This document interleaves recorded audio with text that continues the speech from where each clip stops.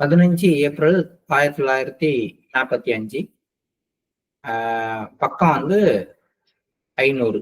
500வது பக்கம். மதிப்பிற்குரிய லாலாஜி, நீங்கள் பரம்பொருளிடம் வேலையை செய்வித்துக் கொண்டுள்ளதை போல வேறு எவராலும் செய்திருக்க முடியாது. இது வந்து பாபுஜியோடைய அடுத்த ஸ்டேட்டுக்கு ஒரு இண்டிகேஷன். அவர்கிட்ட வந்து லாலாஜி, விவேகானந்தர்லாம் வேலையை வாங்கிக்கிட்டது ஒரு காலம்.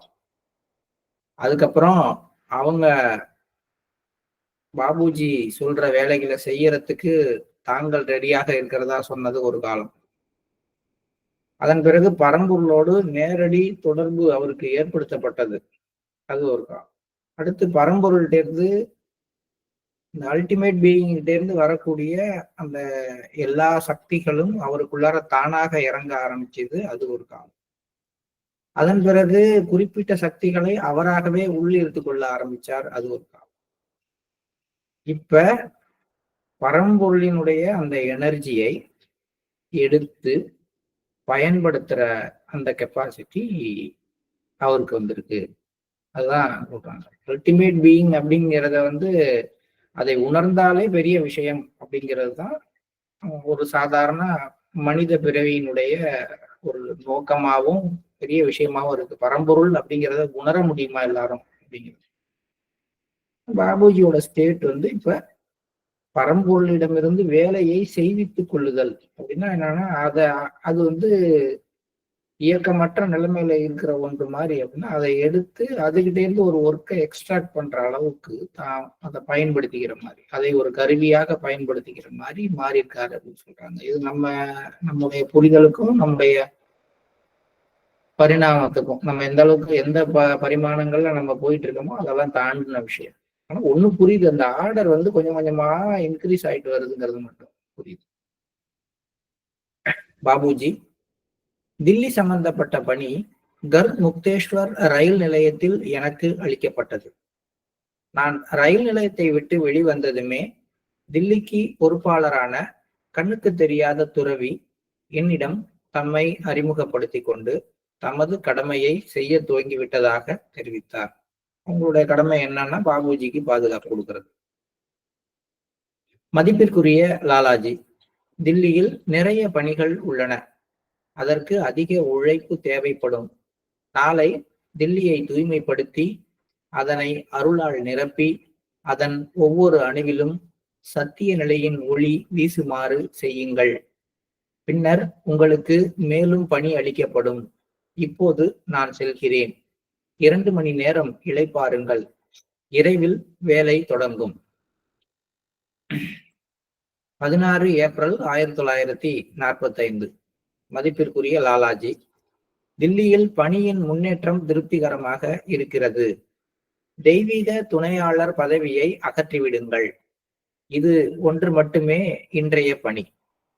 இந்த தெய்வீக துணையாளர் பணி அப்படிங்கிறது வந்து கிட்டத்தட்ட வந்து இந்த அப்தல் அப்படிங்கிற பதவியாக இருக்கலாம் என்னுடைய கணக்கு. இந்த அப்தல்ங்கிற ஒரு கண்டிஷனை வந்து இதுக்கப்புறமேட்டுக்கு அது தேவைப்படாது அப்படிங்கிற மாதிரி எடுக்கிறாங்கன்னு நினைக்கிறேன். அதை பத்தி எனக்கு பெரிய ஐடியா இல்லை. சுவாமி விவேகானந்தர், நீங்கள் தில்லியில் செய்த பணி மிக சிறப்பாக இருந்தது. மதிப்பிற்குரிய லாலாஜி, நாளையிலிருந்து மறுபடியும் தில்லிக்கு ஒளியூட்டுங்கள். தில்லியில் தொடர்ந்து அருள் பொழிந்து கொண்டிருக்கிறது. இப்போதும் அப்படியே இருக்கிறது. பரம்பொருளின் சக்தி நேரடியாக தில்லியை நோக்கி இருக்கிறது. நாளை வேலை முடிந்துவிடும் என எதிர்பார்க்கப்படுகிறது. இந்த காலகட்டம் வந்து ஒரு பக்கம் ஆன்மீக வேலைகள் நடந்துகிட்டு இருந்தா கூட அரசியல்ல டில்லிங்கிறது ஒரு முக்கியமான பங்கு வகிக்கிற காலகட்டம். 1945 45 to 47 தான் ஃப்ரீடம் அப்படிங்கிற விஷயம். சுதந்திரத்தை கொடுக்கறதுக்கு என்னென்ன ஏற்பாடுகள் செய்யணும் அப்படிங்கிறத பற்றிய பல விவாதங்கள், பல முன்னெடுப்புகள். அந்த ப்ராசஸ் வந்து ரன் ஆனது 45 to 47. ஸோ அந்த காலகட்டத்துல ஒட்டுமொத்த இந்தியாவினுடைய தலைவிதியை நிர்ணயிக்கிற பகுதியாக இருந்த ஒரு இடம்னா அது டெல்லி. அந்த பகுதி பாபுஜியால தூய்மை செய்யப்பட்டு ஒளியூட்டப்பட்டு அங்குள்ள ஒவ்வொரு அணுவும் மாற்றமடைய செய்யப்பட்டிருக்கிறது. பாபுஜி ஒரு கேள்விக்கு பதிலளிக்கும் வகையில், மதிப்பிற்குரிய லாலாஜி, டில்லியில் அருள் அதிகமாகவும் அதிமென்மையாகவும் சூட்சுமமாகவும் பொழிவதால் அதை உணர்வது கடினமாகிறது. அப்படி ஒரு அருள் அங்க இருக்கு, அருள் மழை பொழியுது அப்படிங்கிறதை உணர முடியாத அளவுக்கு மிக சூட்சுமமான மிக மென்மையான அருள் டெல்லி முழுவதும் பொழிந்து கொண்டிருக்கிறது. விண்வெளியில் உள்ள துகள்களும் அணுக்களும் இப்போது ஒளியூட்டப்பட்டுள்ளன. டெல்லியை சுத்தி இருக்கிற அந்த ஸ்பேஸ் முழுக்க, அங்க இருக்கக்கூடிய அந்த காற்று மண்டலம் முழுக்க, அதுல இருக்கக்கூடிய துகள்கள் முழுக்க ஒளியூட்டப்பட்டுள்ளன. அங்கிருந்து அதன் தாக்கம் பூமியின் அணுக்களில் பரவி கொண்டிருக்கும். அந்த துகள்கள்ல இருந்து மெல்லமா அது எங்க போகுது, நிலத்துக்குள்ளார பரவுது. ஹீட்டு கூட இப்படித்தானே வருது. ஹீட்டு வெளியில இருந்து முதல்ல காற்று மண்டலத்துல இருக்கிற துகள்கள்ல பட்டு அங்கேருந்து ரிஃப்ளெக்ட் ஆகி அதுக்கப்புறம் அது பூமிக்குள்ளார போய் பூமியை சூடாகுது. ஸோ ரேடியேஷன் எல்லாம் அப்படித்தான் ஒர்க் பண்ணுது. அதே மாதிரி இந்த அருள் மழையும் கூட முதல்ல மிக மிக சூட்சுமமாக டெல்லியை சுற்றி இருக்கக்கூடிய அந்த ஸ்பேஸ் முழுக்க மிக சூட்சுமமாக பரவி அங்க உள்ள துகள்கள் அணுக்கள் எல்லாம் நிரம்புது. அதற்கப்புறம் அது மெல்ல மெல்ல உள்ளுக்குள்ளார ஊடுருவி கீழே இறங்கி பூமி முழுவதும் ஊடுருவுகிறது. சந்தேகமின்றி மனிதர்களின் மீது அதன் தாக்கம் குறைவுதான். கட்டாயமாக இந்த ஒரு சூட்சுமமான விஷயம் நேரடியாக மனிதர்களின் மீது எந்த ஒரு திடீர் மாற்றத்தையும் ஏற்படுத்தல. இதே பாபுஜியோட ஒர்க்கினுடைய நேச்சர், அவருடைய ஒர்க்கில் இருக்கிற சூட்சுமத்தன்மை குறைவாக இருந்த போது என்னங்கிறத நீங்க ஸ்ரீலங்கா மேல அவர் ஒர்க் பண்ண பகுதி எடுத்து படிச்சீங்கன்னா தெரியும். நம்ம அதை படிச்சுட்டு தான் வந்தோம். ராமேஸ்வரத்துல இருந்து ஸ்ரீலங்காவுக்கு அவர் டிரான்ஸ்மிஷன் கொடுத்த உடனே அந்த ஸ்ரீலங்காவில் இருக்கிற துறவி சொல்லுவார், இங்க எல்லாரும் முக்தி அடைந்த ஆன்மாக்கள் மாதிரி மாறிட்டாங்க. யாரும் எந்த விதமான ஒரு ஸ்மரணையும் இல்லாமல் அவங்க பாட்டுக்கு போயிட்டு வந்துட்டு இருக்கிற மாதிரி ஒரு ஃபீல்ல இருக்கிறாங்க. எல்லா பொருள்களும் ஒரு ஸ்தம்பித்த நிலைக்கு போயிருக்கு அப்படிங்கிற மாதிரி சொன்னார். ஸோ அது ஒரு கிராசர் லெவல். இன்டாக்சிகேட் ஆகுது பொருள்கள், உயிருள்ள பொருள்கள் இன்டாக்சிகேட் ஆகுது. இப்போ பாபுஜியோட நிலைமை மிக மிக சூட்சமமாக மாறுறது. அவர் செய்யற வேலைகள் சூட்சமமாக இருக்கிறதுனால அது பார்ட்டிகிள்ஸா மாறி அதுல ஒர்க் பண்ணி அங்கேருந்து மற்ற பார்ட்டிகிள்ஸ்ல பரவி மெல்ல மெல்ல மெல்ல மெல்ல அது மனித சரீரத்துக்குள்ளார ஆன்மாக்குள்ளார ஊடுருவக்கூடிய ஒரு சூட்சமமான வேலையை செய்யக்கூடியவராக மாறிட்டு. இதுக்கு நம்ம இந்த புக்கை எடுத்து வச்சு படிக்கணும், பின்னாடி போகணும். அவங்க நேச்சர் எப்படி வருது, என்ன மாதிரி மாற்றங்கள் ஒரு ஆன்மீக வேலையில கூட இருக்கு. பாபுஜியோடைய பணிவுல இருக்கிற மாற்றம், அவங்க குரு சிஷ்யன் ரிலேஷன்ஷிப்ல வந்திருக்கிற மாறுபாடு, அல்டிமேட் பீயிங்கோட அவங்களுக்கு இருக்கிற கனெக்ஷன் எப்படி மாறிட்டு வருது, அவங்க பண்ற ஒர்க்கினுடைய நேச்சர் எப்படி மாறிட்டு வருது, இது எல்லாமே நமக்கு பாடம் தான். நீங்கள் உங்களது புத்தி கூர்மையால் உருவாக்கி உள்ள இந்த அணுக்கள் ஸ்பார்க்கிள்ஸ்ன்னு வச்சுக்கலாம், ஏஞ்சலிக் ஸ்பார்க்கிள்ஸ் மாதிரி தகுந்த நேரத்தில் மனிதர்களின் மீது தாக்கத்தை ஏற்படுத்தும். அவர் அந்த ஸ்பேஸ் முழுக்க ஸ்ப்ரெட் பண்ணி ஃபுல்லா எல்லா பார்ட்டிகிள்ஸையும் எல்லா அணுக்களையும் ஒவ்வொரு ஆட்டமும் உள்ளுக்குள்ளார எனர்ஜைஸ் பண்ணப்படும். இது எப்ப எந்த நேரத்துல இயற்கையோடைய கட்டளையை ஏற்றுக்கொண்டு மனிதர்களுக்குள்ளார ஊடுருவணுமோ அந்த நேரத்துல ஊடுருவோம், அல்லது யாரெல்லாம் அதற்கு தகுதி பெறுகிறார்களோ அந்த தகுதி உடையவர்கள் அந்த விஷயத்தை ஈர்த்து கொண்டு மாற்றம் அடைவார்கள்ங்கிற மாதிரி இந்த வேலை இருக்க போது. டில்லியில் உள்ள ஒவ்வொரு துகளும் ஒளியூட்டப்பட்டுள்ளது. இப்பொழுது அவர் சொல்றது நிலத்தை பற்றி, ஏற்கனவே சொல்லப்பட்டது ஆகாயத்தை பற்றி, இப்ப நிலத்தை பத்தி சொல்றார். 17 ஏப்ரல் 1945. இப்ப நீங்க கிளம்பலான்ட்டார். டில்லியில் உங்கள் பணியை முடித்து விட்டீர்கள், நாளை இங்கிருந்து புறப்படுங்கள். டெல்லியில் பூமியின் அடி ஆழங்களில் ஒரு ஆன்மீக களஞ்சியத்தை நீங்கள் உருவாக்கி உள்ளீர்கள். இப்போ முன்னாடி பண்ண ஒர்க்கை பத்தி பாருறப்ப என்ன சொல்லுவாரு, நீங்க போற இடங்கள்ல எல்லாம் ஒரு குறிப்பிட்ட அளவுக்கு நிலத்துக்குள்ளாரையும் சுத்திகரிப்பு செய்து அந்த இடத்தையும் ஆன்மீகத்தால நிரப்புனீங்க. அது ஒரு மெத்தட் ஆஃப் ஒர்க்கா பண்ணாரு.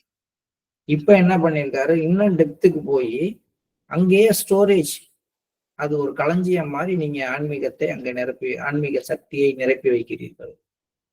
அது எப்ப இருந்தாலும் ஒரு ஊற்று மாதிரி அங்கிருந்து பொங்கி வெளியில வந்துட்டு. இது அடுத்த லெவல் ஆஃப் ஒர்க். அற்புதமா இதெல்லாம் நம்மளுக்கு புரியும் பொழுது ஆச்சரியமாவும் இருக்கு. எப்படி அந்த ஒரு வேலையானது இயற்கையில ஒருத்தர் அதுக்கான தகுதியுடைய ஒரு ஆன்மாவானது கீழே இறங்கி வரும் பொழுது அதனுடைய வேலையினுடைய தன்மை எப்படியெல்லாம் மாற்றம் அடைகிறது. அப்பயே இவ்வளவு விஷயங்கள் நடந்திருக்குன்னா இன்னைக்கு தாஜி செய்யற விஷயங்கள் எப்படிப்பட்டதாக இருக்கும் அப்படின்னா அவருடைய டைரி குறிப்பு பார்க்கிற அன்னைக்கு தான் நமக்கு தெரிய போகுது. வேறு விதமாக கூறுவதெனில் நீங்கள் அந்த இடத்தை தெய்வீக அருளின் இல்லமாக ஆக்கியுள்ளீர்கள். பூமி தூய்மையாக்கப்பட்டுள்ளது. தெய்வீக ஒளியை வெற்றிடத்தில் நிரப்புவதை தொடருங்கள்.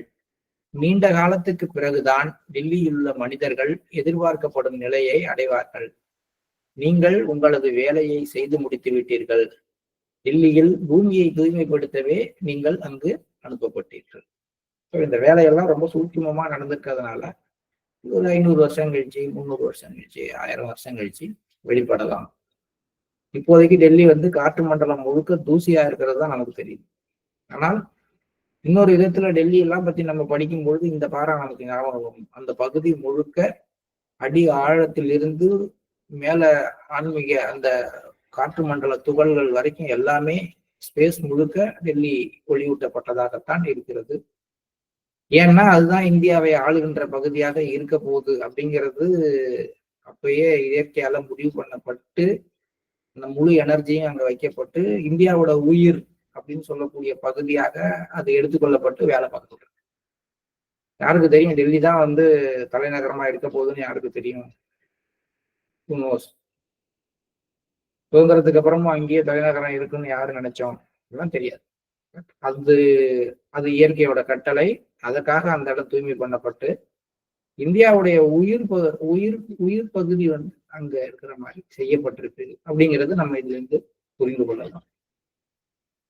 டில்லியின் பொறுப்பாளரான கண்ணுக்கு தெரியாத மகான் டில்லியின் புனித பூமியிலிருந்து தெய்வீக அருள் வெளிப்பட்டு கொண்டிருக்கிறது.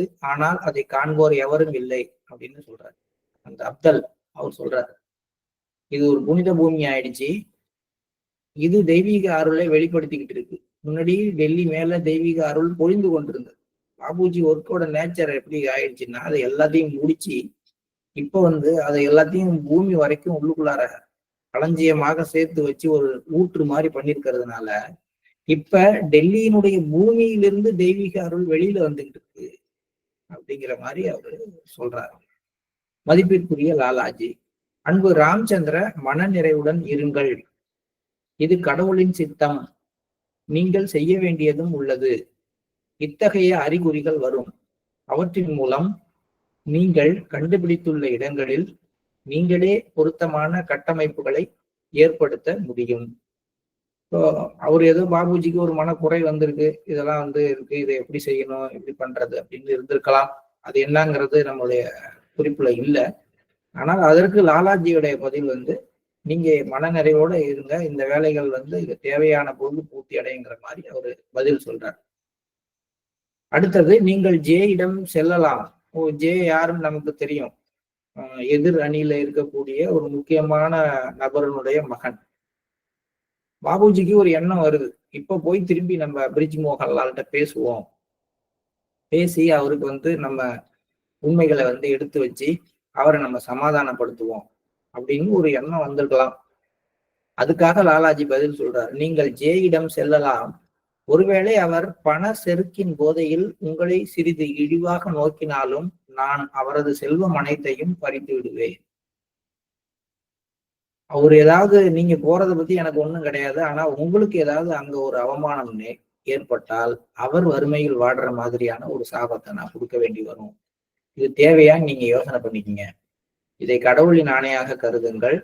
உண்மையில் நீங்கள் அவரிடம் செல்லும் எண்ணத்தை முற்றிலும் விட்டு விடுவதுதான் நல்லது. ஏன்னா இந்த மாதிரி ஒரு சூழலை ஏற்படுத்தாதீங்க. விளைவுகள் நெகட்டிவாக ஆகும் பொழுது நீங்க என்ன செய்ய நினைச்சீங்களோ அது மாதிரி 10 மடங்கு அழிவான விஷயங்கள் அவங்களுக்கு நடக்குங்கிறதுனால நீங்கள் தவிர்த்து விடுங்கள். சக்கரவர்த்திகளால் கூட அடைய முடியாத செல்வத்தை உங்களுக்கு நான் அளித்திருக்கிறேன். உலகம் உங்களை நெடுங்காலம் நினைவில் கொள்ளும். கண்டிப்பா ஏன்னா இன்னைக்கு வந்து பாபுஜியை நம்ம பத்தி காலையில 5 மணிக்கு உட்கார்ந்து பேசுறோம். ஒரு எத்தனை வருஷம் ஆயிருக்கும்? பாபுஜி 1899. இப்போ ஒரு 125 வருஷம் ஆகுது. இப்ப நம்ம காலையில 5 மணிக்கு எந்திரிச்சு உட்கார்ந்து பாபுஜியை பத்தி பேசுறோம். இன்னும் ஒரு 100 வருஷம் கழிச்சு இதே 200 பேருக்கு பதிலா ஒரு 20,000 பேரோ 30,000 பேரோ இந்த விஷயத்த பேசுவாங்க. ஏன்னா அன்னைக்கு இது இன்னும் ஒரு பெரிய ஒரு விஷயமாக மாறி நிறைய ஒரு கருத்துக்களையும் நிறைய ஆன்மீக வெளிப்பாடுகளையும் கொடுக்கக்கூடியதா அவருடைய எழுத்துக்கள், அவருடைய பேச்செல்லாம் மாறும். அதனால இந்த லாலாஜியுடைய இந்த ஒரு ஆசீர்வாதங்கள் கட்டாயமா நிறைவேறி கொண்டே வருகிறது. உங்கள் லட்சியத்தை பூர்த்தி செய்த எவராவது ஒருவர் பிறப்பார். எப்பயுமே தொடர்ச்சியாக அது நடந்துகிட்டு இருக்கும். மதுராவில் நீங்கள் கண்டுபிடித்த இடங்களை கண்டுபிடிக்கக்கூடிய திறன் வேறு எவரிடமும் இல்லை. ஏற்கனவே நீங்க மதுரா போயிருந்த பொழுது அங்க கிருஷ்ணர் எங்க விளையாண்டாரு, எங்க வந்து இந்தந்த இடத்துல வந்து என்னென்ன நடந்தது, அந்த மகாபாரத காலத்துல வரக்கூடிய விஷயங்கள் என்னென்னலாம் நீங்க கண்டுபிடிச்சீங்க. அந்த விஷயங்கள் எல்லாமே வேறு யாருக்கும் தெரியாது, உங்களுக்கு மட்டும்தான் தெரியும். ஆனால் இப்போதைக்கு அது ரிவீல் ஆகாது, அதுக்கான நேரம் வரும்.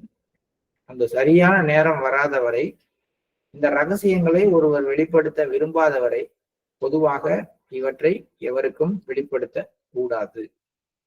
இப்ப எப்படி இவ்வளவு நாள் கழிச்சு இந்த 1945 விஸ்பர்ஸ் வந்து ஏன் ஒரு 1945 எழுதப்பட்டது பாபுஜியால, இது ஒரு 50லயோ 60லயோ பாபுஜி உயிரோட இருக்கும்பொழுதோ, அல்லது பாபுஜி மகா சமாதிக்கு அப்புறம் சாரிஜி வந்த உடனேயோ, அல்லது சாரிஜி மகா சமாதிக்கு முன்னாடியோ வெளிப்பட்டிருக்கோம். சரியான நேரம் வந்து இப்பதான் நம்ம இந்த புக்கை வாங்கி படிக்கிறோம். இதுல என்ன ஒரு பியூட்டினா, இந்த புக்கு ஆங்கிலத்துல வெளியிடப்பட்டு 5 வருஷம் ஆச்சு. 2018 அப்படின்னு நான் நினைக்கிறேன். 4 வருஷம் ஆகுது. அப்ப வந்தாலும் கூட அது நமக்கு வந்து சேர்றதுக்கும் நம்ம அதை பத்தி பேசுறதுக்கும் இன்னொரு 4 வருஷம் ஆயிருக்கு. இன்னமும் எத்தனையோ பேருக்கு இது போய் சேர்ந்து அவங்களுக்கு வெளிப்பாடு ஏற்பட இன்னும் நல்லா இருக்கும். அந்த மாதிரி எல்லாமே இங்க திட்டமிட்டு தேவைக்கு ஏற்ப அவங்களுடைய தகுதிக்கு ஏற்ப போய் சேருது. அதனால தேவை ஏற்படுறதுக்கு முன்னாடி அந்த ரகசியத்தை எவருக்கும் வெளிப்படுத்தக்கூடாது. அடுத்தது ரமாசங்கர் அப்படிங்கிறவருக்காக நான் இப்ப பேசுறாரு. இந்த ரமாசங்கர் எனக்கு தெரிஞ்சு கருணாசங்கர் அப்படிங்கிறவருடைய பையனா இருக்கலாம். KS அப்படின்னு சொல்லக்கூடியவர். அவர் வந்து எப்பயுமே வந்து பாபுஜியினுடைய ஒரு அந்த வாரிசு தன்மையை ஏற்றுக்கொண்டவர் தான் அவரோட கருணாசங்கர். மதிப்பிற்குரிய லாலாஜி, ரமாசங்கர் உங்கள் சகோதரரான ராம்சந்திராவின் உள்நிலையை பற்றி உங்களுக்கு சரியாக தெரியவில்லை என்று நான் மீண்டும் கூற வேண்டியுள்ளது. இதுவரை அதை பற்றி அறிந்து கொள்ளத்தக்கவர் எவரும் இல்லை. அவரை சாதாரணமா தான் எல்லாம் பாக்குறீங்க. ஏன்னா அவருடைய சூட்சுமத்தன்மை அந்த மாதிரி இருக்கு, உங்க கண்ணுக்கு புலப்படுறதை தாண்டியதாக இருக்கிறது. அவருடன் ஒப்பிடத்தக்க எந்த ஒரு சக்தியோ அல்லது மகானோ கூட இந்த உலகில் இல்லை. உயர் உலகில் பாராட்டை பெற்ற ஒருவரை நான் உருவாக்கியுள்ளேன். ராமச்சந்திராவை புகழ்பவர்கள் இந்த உலகத்துல இல்ல, அந்த உலகத்துல இருக்கிறாங்க. பரம்பொருள் கிட்ட இருந்து நேரடியாக தொடர்புடைய ஒருவராக லார்ட் கிருஷ்ணா வரைக்கும் உயர் அதிகாரம் படைத்த அத்தனை பேரும் பாராட்டக்கூடியவராக நான் அவரை உருவாக்கிறேன். ராமச்சந்திர என்ன கட்டளையிட்டாலும் உயர் உலகில் வசிப்பவர்கள், அதாவது முக்தி பெற்ற ஆன்மாக்கள், அவற்றுக்கு கீழ்ப்படிய கடமைப்பட்டவர்கள். நானுமே இதற்கு விதிவிலக்கு அல்ல. இங்கிருந்து அந்த உலகத்திற்கு கட்டளையிடும் அளவிற்கு அவர் வந்து உள்நிலையில உயர்ந்திருக்கிறார். மக்கள் அவரை சரியாக மதிப்பிட முடியாத அளவிற்கு அவர் தன்னை எளிமையினால் மறைத்துக் கொண்டிருக்கிறார்.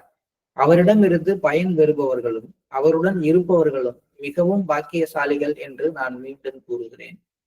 இந்த வாய்ப்பு இனி நீண்ட காலம் வருவதற்கான சாத்தியமில்லை. இப்படிப்பட்ட ஒரு மகாபுருஷர் தோன்றுவதும் அரிது.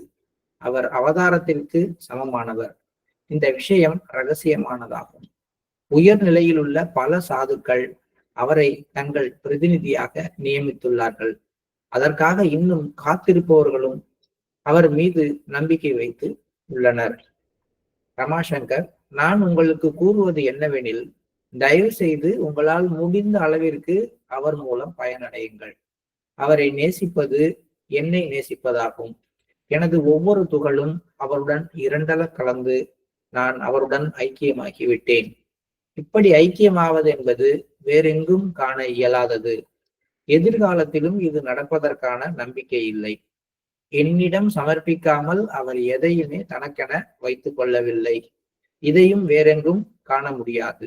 அவரை உதாரணமாக எடுத்துக்கொண்டு அவரை பின்பற்ற முயலுங்கள். இப்போதைக்கு அவ்வளவுதான்.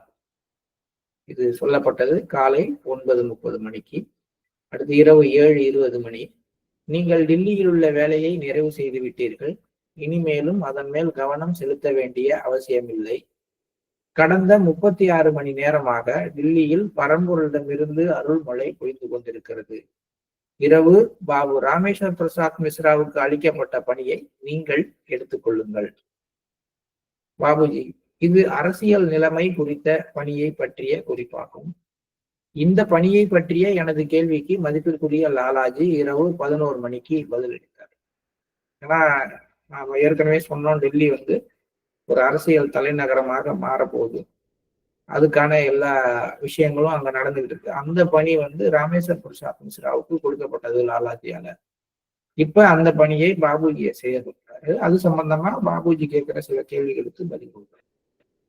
மதிப்பிற்குரிய லாலாஜி, உங்களுக்கு தொடர்ந்து ஒரு லேசான எண்ணம் இருந்தால் அதை நான் தடுக்கவில்லை. ஆனால் இனிமேல் அதற்கும் அவசியமில்லை. பரம்பொருளின் அளவற்ற சக்திக்கு இந்த முறை நீங்கள் 3 மிக வலிய உந்துதல்களை அளித்தீர்கள். எப்பயுமே பாபுஜி இந்த ரிப்பிள்ஸ் கிரியேட் பண்ணி ஒர்க் பண்றோம். அது நம்ம ஏற்கனவே ஒரு தடவை படிச்சுக்கோம். அவருடைய டெக்னிக்கெல்லாம் அதுவும் இருக்கும். அவர் சொல்றாரு, பரம்பொருளின் அளவற்ற சக்திக்கு இப்ப நீங்க 3 தடவை அந்த இம்பல்ஸ் கிரியேட் பண்ணிருக்கீங்க. அதுவே அந்த ஒர்க்கெல்லாம் பார்க்கும் அப்படின்னு சொல்றாரு. என்ன ஒர்க்குங்கிறது நமக்கு ரிவீல் பண்ணப்படலை. 18 மற்றும் 19 ஏப்ரல் 1945 பாபுஜி மதுரா வழியாக ஷாஜகான்பூருக்கு திரும்புகிறார். 21 ஏப்ரல் 1945 சுவாமி விவேகானந்தர், நான் இன்னும் இசட்டில் இருக்கிறேன். வேலை முடியும் வரை நான் இந்த இடத்தை விட்டு செல்வதாக இல்லை. உங்களது குருவும் கிட்டத்தட்ட எப்போதும் என்னுடன் தான் இருக்கிறார். நாங்கள் ஒளி உலகிற்கு செல்ல போவது இல்லை. எங்கள் பணி முடிவடைந்த பின்னரே அதன் விளைவு வெளியில் தெரியும். இங்கு இசட்டில் மிகுந்த சந்தடியும் பரபரப்பும் உள்ளது. எவருக்கும் தெரியாத ஒரு அமைப்பு வேலை செய்து கொண்டிருக்கிறது. அது ஏடியின் மாறிக்கொண்டிருக்கும் நிலையில் இருந்து மக்களை விலக்கி வைத்துள்ளது. இசட் என்பது கான்பூர். அங்க இருக்கக்கூடிய ஒரு முக்கியமான பர்சன் கேட்டா ரகுபர் தயாள். அவர் தான் மெயினா பாபுஜிக்கு எதிராக ஒரு ஒர்க் பண்ணிட்டு இருக்காரு. ஸோ அங்கதான் இவங்க 2 பேரும், நாங்கள் இப்போது அங்க இருக்கிறோம். அங்க அவர் எதுவும் சத்தம் போடாம இருந்து அந்த நேரத்துல அவர் வாரிசாக பிரதிநிதியாக நியமிக்கப்பட்ட போது குழப்பம் ஏற்படுத்தலைன்னா கூட அதன் பிறகு நிறைய நடக்கிறது தானே. இப்ப நம்ம கட்சியிலாம் பாக்குறோம், ஒருத்தர் நாமினேட் ஆயிடுறாரு அப்படின்னா அதுக்கு எதிர்கோஷ்டி இருக்கும். அது அங்க போய் எப்படி அவருக்கு கொடுக்கலாம், அதை நம்ம வச்சிருவோமா பார்த்துருவோமான்னு பேசுற மாதிரி அவங்களும் அங்க அவருடைய சீடர்கள், ஏடியினுடைய சீடர்கள் எல்லாரும் சேர்ந்து இது எப்படி அது செய்ய முடியும், நம்ம எப்படி விட்டுற முடியும், அதை நம்ம எப்படி ஒர்க் பண்ணலாம்னு அவரு அங்க பண்ணிட்டு இருக்கிறதுனால அதை பத்தி தினமும் சர்ச்சைகள் அங்க ஓடிட்டு இருக்கிறதுனாலதான் சொல்றாரு, கான்பூரில் மிகுந்த சந்தடியின் பரபரப்பும் உள்ளது. ஆனால் இங்க யாருக்கும் தெரியாம ஒரு சிஸ்டம் ஒரு ஒர்க் பண்ணுது. அந்த சிஸ்டம் அது லார்ட் கிருஷ்ணா சொல்லலாம், அல்லது வேற யார சொல்றாரு, எந்த சிஸ்டத்தை சொல்றாருன்னு தெரியல, அவருடைய சுதர்சன சக்கரமா இருக்கலாம். யாருக்கும் தெரியாத ஒரு அமைப்பு வேலை செய்து கொண்டு அது ஏடிகிட்டே இருந்து அவருடைய அந்த ஒரு மயக்குகின்ற பேச்சில இருந்து அவருடைய ஈர்ப்புல இருந்து மக்களை விலக்கி வைத்துள்ளது சொல்றார். 22 ஏப்ரல் 1945 ஸ்ரீகிருஷ்ணர், இப்போது என்னை கட்டுப்படுத்த இயலாமல் இங்கு வர செய்யும் அளவிற்கு ராம்சந்திராவின் செயல் மிக அருமையாக இருந்தது. அவரை காசிக்கு அனுப்பி அங்கு அவரால் செய்யப்பட வேண்டிய பணியை நான் சிறிது காலத்திற்கு தள்ளி போட்டு உள்ளேன். அடுத்து காசிக்கு போக வேண்டிய வேலை பாபுஜிக்கு வரலாம். ஏன்னா ஏற்கனவே அவர் கபீர் கேட்டிருந்தாரு, நீங்க எப்ப என் ஊருக்கு வர போறீங்க, என்ன செய்ய போறீங்க அப்படின்லாம் கேட்டிருந்தாரு. இப்ப அந்த பணியை நான் தள்ளி போடுறேன் அப்படின்னு ஸ்ரீ கிருஷ்ணர் சொல்றார். ஏனெனில் இந்த நேரத்தில் அவரது விடுமுறையில் அவருக்கு ஏதாவது பிரச்சனை ஏற்படாமல் இருக்க வேண்டும். இந்த பணி சிறப்பான ஒருவரிடம் ஒப்படைக்கப்பட வேண்டும். இத்தகைய பணியை ஒப்படைக்க அவரை போன்ற ஒருவரை எங்கு காண முடியும்? இவை யாவும் அவரது மதிப்பிற்குரிய மாஸ்டரின் அற்புதங்களா? பாபுஜி கோர்ட்ல வேலை செஞ்சுட்டு இருக்காரு. கோர்ட்டுக்குன்னா அந்த காலத்துல ஏப்ரல் மாசம் வந்து இந்த கோடை விடுமுறை மாதிரி விடுவாங்க இல்லையா? அததான் அவரு சொல்றாரு. இந்த லீவு வந்து அவருக்கு பிரச்சனை இல்லாம இருக்கணுங்கிறதுனால அவரை நான் எங்கேயும் வெளில சொல்ல போறது இல்லை அப்படின்னு ஸ்ரீகிருஷ்ணர் சொல்றாரு. பாபுஜி என் பிரார்த்தனைக்கு பதிலளிக்கும் வகையில் கிருஷ்ணர்கிட்ட பாபுஜி ஒரு பிரார்த்தனை வைக்கிறார். அதுக்கு ஸ்ரீகிருஷ்ணர் பதில் சொல்றார். உங்கள் பிரார்த்தனை நிறைவேற்றப்பட்டது. வேறு எவருக்குமே கிடைக்க முடியாத அளவிற்கு உங்களது மதிப்பிற்குரிய மாஸ்டருக்கும் சுவாமி விவேகானந்தருக்கும் பதவி வழங்கப்பட்டுள்ளது. தம் விருப்பத்திற்கேற்க தேர்ந்தெடுக்கும் சலுகை அவர்களுக்கு நிச்சயம் அளிக்கப்படுகிறது. ஒளி உலக ஆன்மாக்களுக்கு அடுத்த கட்ட பதவிகள் அப்படின்றதுல இதுவரை யாருக்கும் வழங்கப்படாத உச்சகட்ட பதவிகள் விவேகானந்தருக்கும் லாலாஜிக்கும் கொடுக்கப்பட்டிருக்கு. இதுக்கான பிரார்த்தனையை பாபுஜி வச்சிருக்காரு.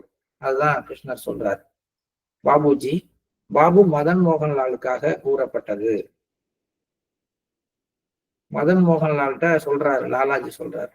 என்ன சொல்றாருன்னா, நான் என் அதிர்ஷ்டத்தை மெச்சுகிறேன். சுவாமி விவேகானந்தரும் இதையே கூறுகிறார்.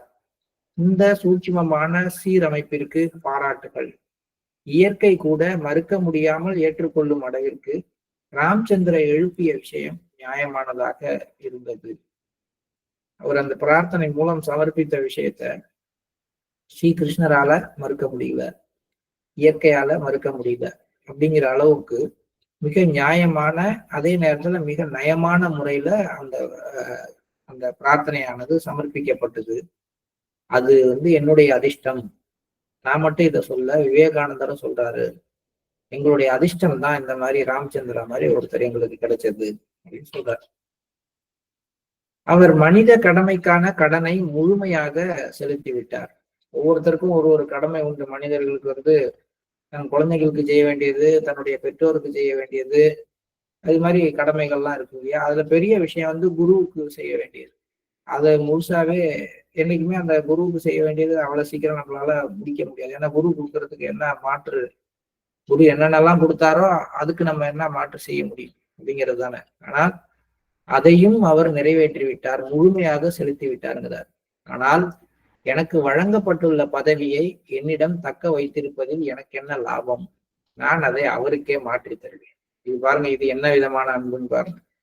சீடன் என்ன பண்றாரு, கிருஷ்ணர்கிட்ட பிரேயர் பண்ணி என் குருவுக்கு உயர்ந்த பதவிகள் வழங்கக்கூடாதான்றாரு. கிருஷ்ணரும் அவ்வாறே உயர்ந்த பதவிகளை கொடுக்கறதுக்கும் அந்த எந்த பதவி வேணுங்கிறத தேர்ந்தெடுத்துக்கிறதுக்குமான அந்த அனுமதியும் கொடுக்குறாரு. ஆனா குரு என்ன பண்றாரு, இந்த பதவிகளை வைத்துக்கொண்டு நான் என்ன பண்ண போறேன், என்கிட்ட இருக்கிற எல்லாமே ராமச்சந்திராவுக்கு உள்ளது, நான் இதையும் அங்கதான் கொடுக்க விரும்புறேன் அப்படின்னு சொல்றாரு. இத்தகைய உன்னத நிலைக்கான உதாரணம் அமீர் குஸ்ருவிடம்தான் உள்ளது. இந்த அமீர் குஸ்ரோ அப்படிங்கிறவர் வந்து பாரசீக கவிஞர். அவரை பத்தி நீங்க ஹிஸ்டரியில நிறைய படிச்சிருக்கலாம். ரொம்ப ஒரு பக்தியும் அன்பும் நிறைந்த கவிதைகளை இயற்றுவதில் அவருக்கு இணை அவர் தான். அவருடைய கண்டிஷன் தான், அவரு பேசுற இந்த கண்டிஷன்ல தான் இதெல்லாம் இருக்கும்.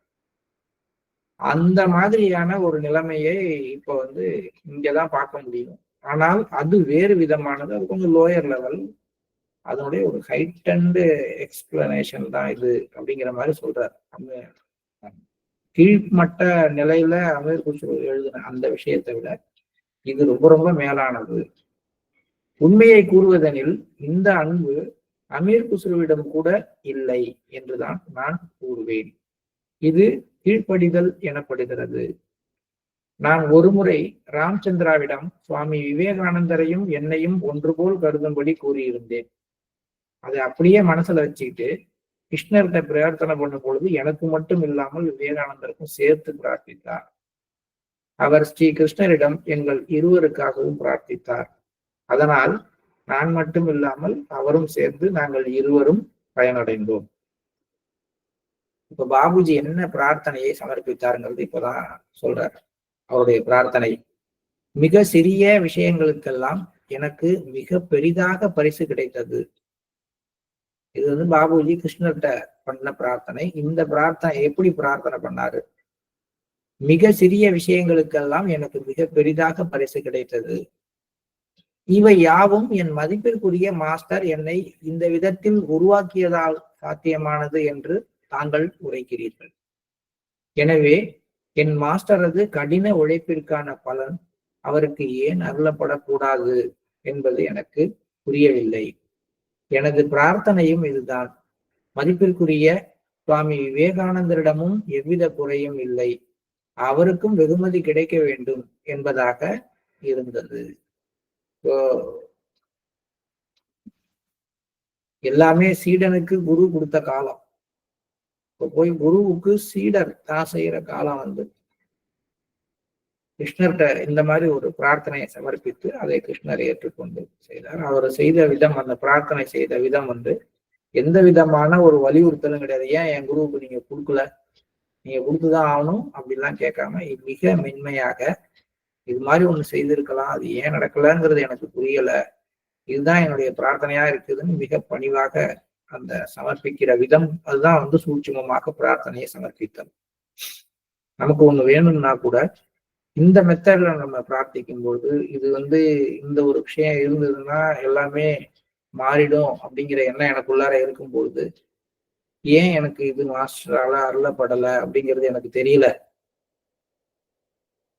என்னுடைய பிரார்த்தனையும் உங்களுடைய அருளால இது நடக்கலாம் அப்படிங்கிறதாதான் இருக்கு அப்படின்னு ஒரு மிக மென்மையாக சூட்சுமமாக ஒரு பிரார்த்தனை பாபுஜி பண்ணியிருக்க இந்த பிரார்த்தனையை நம்ம படிக்கும் பொழுது அது மாதிரிதான் நம்மளும் பிரார்த்தனை பண்ணணும் அப்படிங்கிறத நம்ம தெரிந்து கொள்ளலாம். அப்ப அந்த மாதிரி ஒரு பிரார்த்தனையை இன்னைக்கு காலை தியானத்துல நம்ம வைக்கலாம். நாங்க வந்து எல்லா விதத்திலும் முயற்சி பண்ணிட்டு இருந்தாலும் என்ன தடையினால எங்களால இத முழுமையா புரிஞ்சிக்க முடியல, மாஸ்டரை நோக்கி வர முடியல அப்படிங்கிறது எங்களுக்கு தெரியல. அந்த உங்களுடைய அருள் வந்து எங்கள்கிட்ட இருக்கிற அந்த தடைகளை எல்லாம் நீக்கி எங்களை அங்க கொண்டு போவோம் அப்படிங்கிற ஒரு பிரார்த்தனையை தான் நாங்க என்னைக்கும் வைக்கிறோம் அப்படிங்கிற மாதிரி மிக மென்மையான ஒரு மனநிலையில நம்முடைய அத்தனை சகோதர சகோதரிகளுக்குமான ஒரு ஆன்மீக முன்னேற்றத்திற்கான ஒரு பிரார்த்தனையை இப்ப நம்மளுடைய மாஸ்டர்கிட்ட நம்ம சமர்ப்பித்து காலை நேர தியானத்திற்கு செல்லலாம்.